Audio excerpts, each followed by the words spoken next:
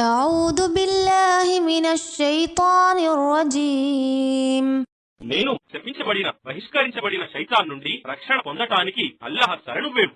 وضرب الله مثلا الرجلين أحدهما أبكم لا يقدر على شيء وهو كل على مولاه أينما يوجهه لا يأتي بخير هل يستوي هو ومن يأمر بالعدل وهو على صراط مستقيم. అల్లాహ్ ఇద్దరు పురుషుల మరొక ఉపమానమిచ్చాడు. వారిలో ఒకడు మూగవాడు, అతడు ఏమీ చేయలేడు. అతడు తన యజమానికి భారమై ఉన్నాడు. అతనిని ఎక్కడికి పంపినా మేలైన పని చేయలేడు.